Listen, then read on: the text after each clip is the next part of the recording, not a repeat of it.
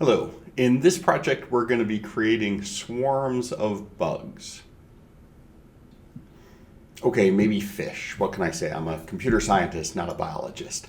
The point is, this project focuses on creating swarms of creatures, if you will, and it introduces several very important concepts that are used throughout programming, especially within things like game design. So the idea of transforms, local coordinate systems, and parent-childing. Those are used in big game engines like Unity all the time.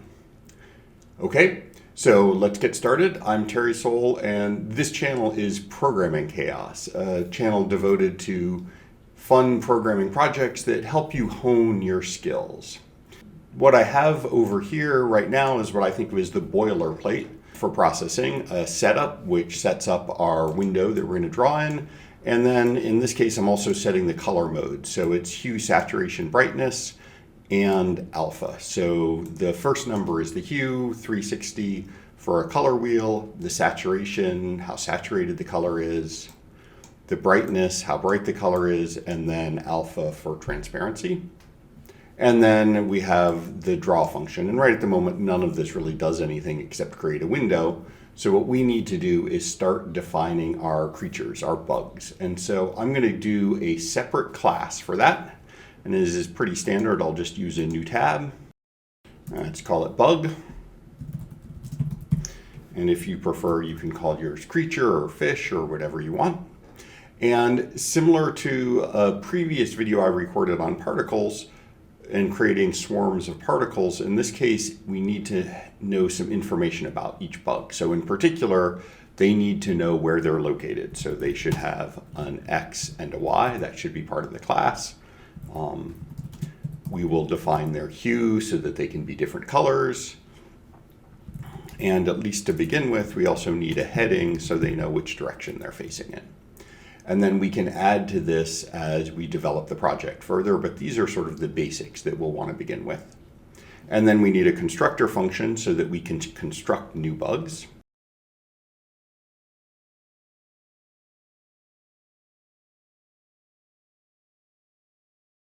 So there's our constructor function. We give each bug a random position, a random hue, and remember the hue is on the color wheel, so 0 to 360, and a random heading. And just to confuse matters a little bit, hue is based on a color wheel measured in degrees, heading is in radians, so any direction is 0 times 2 pi.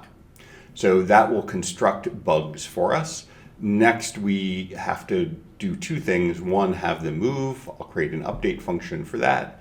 And two, we need to display them. So I'll create a display function for them to draw themselves.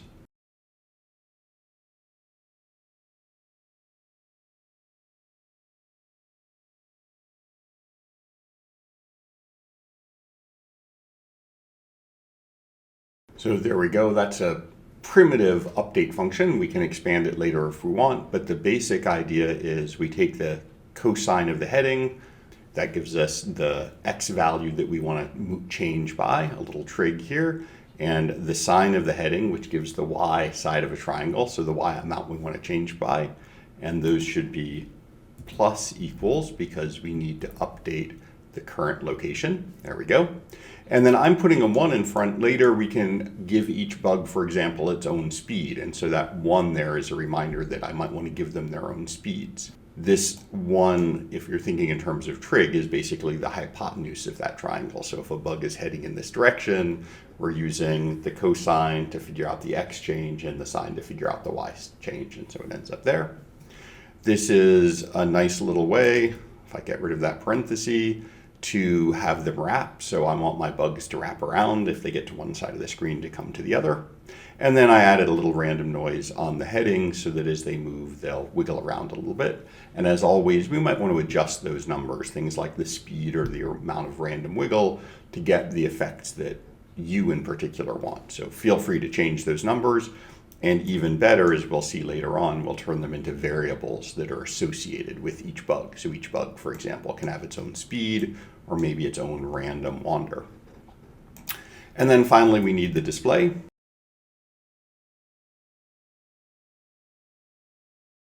So there we go. This is a very basic display. We fill using the hue with maximum saturation brightness, and then we just draw an ellipse. So this is our basic class, and now we have to simply create a swarm of these bugs. So we'll begin by saying how many we want. I'll use the variable swarm size, and let's start with 100. And then we define our array. So I'm going to use a fixed size array, so we'll always have the same size swarm. We could use an array list, a slightly more complicated data structure if we wanted to vary the size of the array. And then as part of setup, I have some brackets off here. Let's fix that before we go any further. There we go. As part of setup, I need to define the swarm and fill it with bugs, creating the array itself, and then I need a for loop to create each individual bug. So there's our swarm of new bugs being created. And then finally, I need to go into draw and update each one and display each one. So I'm going to use the same for loop, update each bug, display each bug. So there we go. So you can see what we have is not really a swarm of bugs. We have a swarm of particles drifting around. But they are doing what we want. They're moving, they're wrapping, they each have their own hue. To make them look more like bugs, we need to modify their appearance. But what's critical here is we have the general structure of the code. We've created the swarm that we want to begin with. So what do we want to modify? Well, the first thing maybe is the shape. So let's make them actual ellipses. And one option is to make them all ellipses of the same size, but I want some variation. So I'm going to go in to my bugs and add width and a length for the bugs themselves. Because width is a predefined variable, I'll use WID for width and LEN for length. Now I've created new variables that are part of the class, so I need to set those in the constructor. And I'm picking sort of arbitrary values here, but I'm making the width potentially a little smaller than the length. We'll see a whole variety of shapes, and there are other things you can do here if you want to sort of limit the range of shapes, like calculate the width first and then make the length be based on the width plus a little more if you want them all to be longer than they are wide. And so now that we have the width and the length, we can go and put these into the ellipse. So now our particles all have a different shape, but what you'll notice is they're not really moving according to their heading. So I'll pick this individual here. You can see it's moving diagonally, but it's not facing in that direction. Well, it turns out in processing, you can't rotate the ellipse. What you have to do is transform the whole coordinate system. So our normal coordinate system is in the upper left, and what we're going to do is move it onto the bug and then rotate it. And it's important to do that in that order. So what you can see is the coordinate system starts in the upper left. If we were just to rotate it alone, the bug, instead of rotating in place, would be rotated across the screen. So we move the coordinate system to the correct location, and then we rotate it. And you can see we get a bug that is rotated so it's facing in the right direction. So let's go ahead and do that.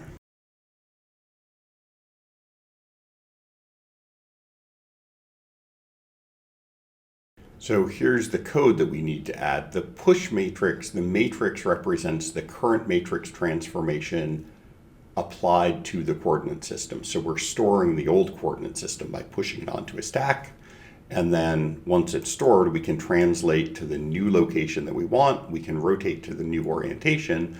And the other trick is because we've moved the coordinate system, we now want to draw the bug at 0, 0, because that's now center of the coordinate system is where we want the bug to be. And then when we're done, we'll pop that matrix off and go back to the old coordinate system. And now you can see they're all moving forward. And you can also see much more clearly that little random wiggle that we put in. So they move ahead. I think maybe to make this look a little better, we should add some eyes. I'm a big believer that you take any shape you want, stick some eyes on it, and suddenly you've got a creature. The human brain is very set up to recognize faces, and so give something eyes, it's instantly a face, or in this case, a bug. So let's do that. And I'm going to do it within the push and pop matrix. Notice that I've indented a bit. That's not required, but it makes it much easier to see. This is where I've started the transformation. This is where I've ended the transformation. So let's put in some eyes.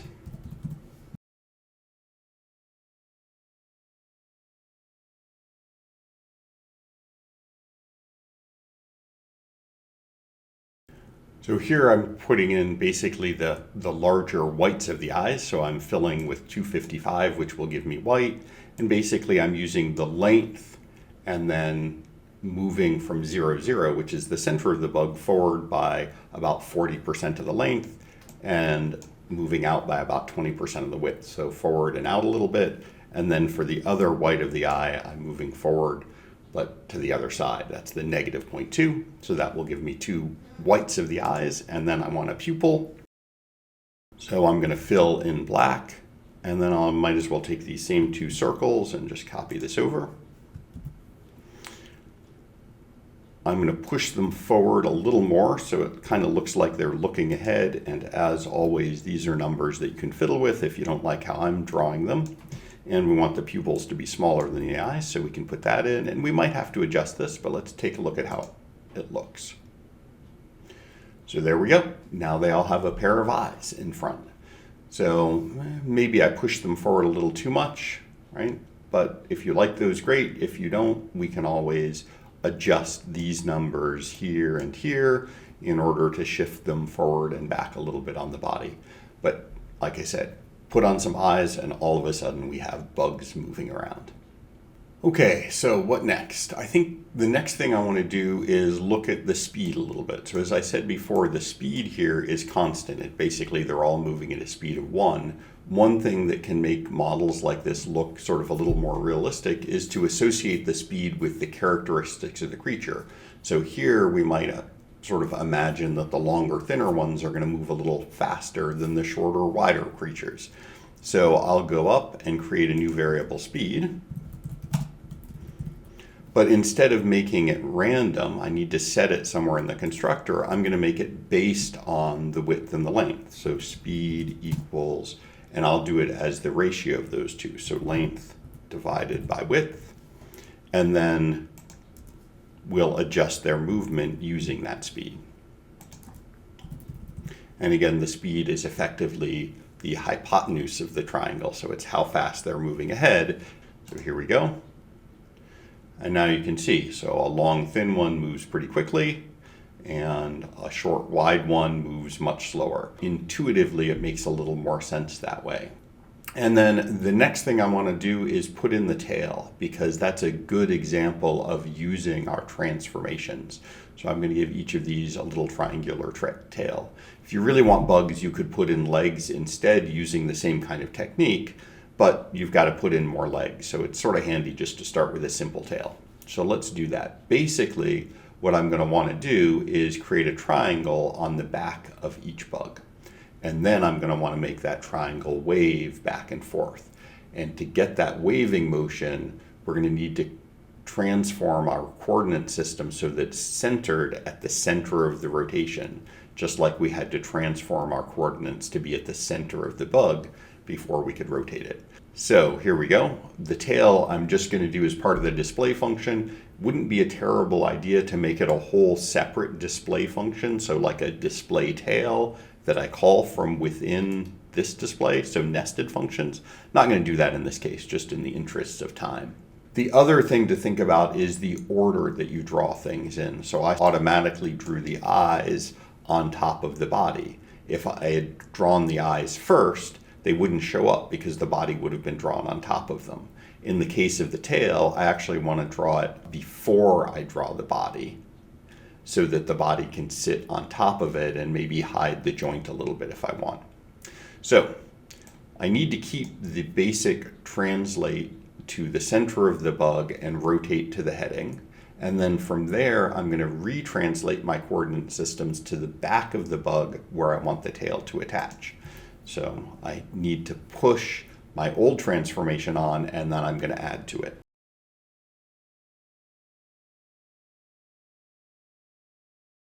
So what this does is we store the current transformation, which is centered on the bug.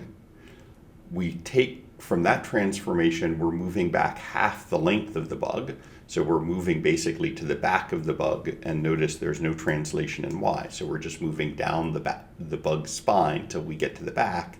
Then we're going to do some drawing, which I haven't done yet, and then we'll pop that matrix off, which will move our coordinate system from the back of the bug back up to the middle of the bug so we can draw the ellipse. And in this case, all I have to do is draw a triangle. And the first point of the triangle is at 0, 0, because I've moved the coordinate system to the back of the bug. And so I want the first point of my triangle to be right there at the back of the bug. The other two are a little trickier to think about. We want to go back further and get a little bit off to the left and the right. In fact, a lot like the eyes. So the next 2 points will be sort of similar to the eye positioning. So I can do something like I want to go backwards, so negative about 20% of the length, and a little bit to one side, so maybe 20% of the width.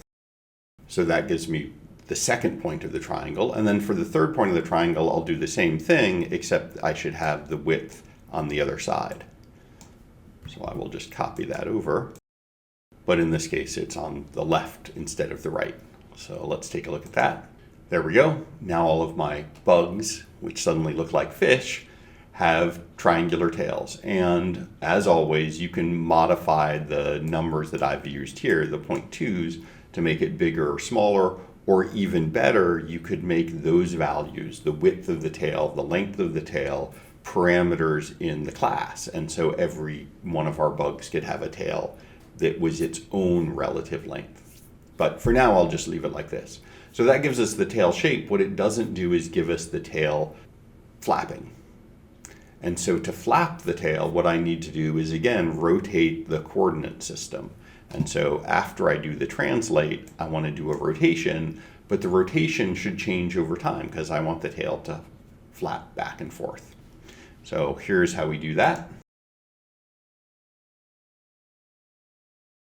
Just one instruction, it's just a rotate instruction, but what I've done here is something a little bit tricky. I'm using a new variable, the frame count.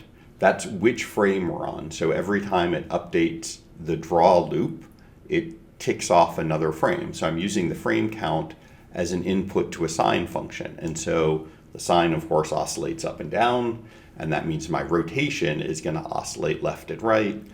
I've played with this a bit. I find the frame count alone makes them flap too quickly, but something you can play with. So I put in a 0.5, and also they move too far back and forth, so I'm dampening the amplitude of the sine function. Anytime you see a number like this, you can go in and sort of play with it and decide on which ones you like. But if we run this, you can see the tails waving back and forth. And I don't know, we can go in and play around. Let's make the tails maybe a little bit bigger, and we can adjust that flapping rate so that you can see how variations apply to it. So I'll make my tail a little longer. So let's go, instead of 20% of the length, we'll do 40% of the length, and we'll make them a little wider.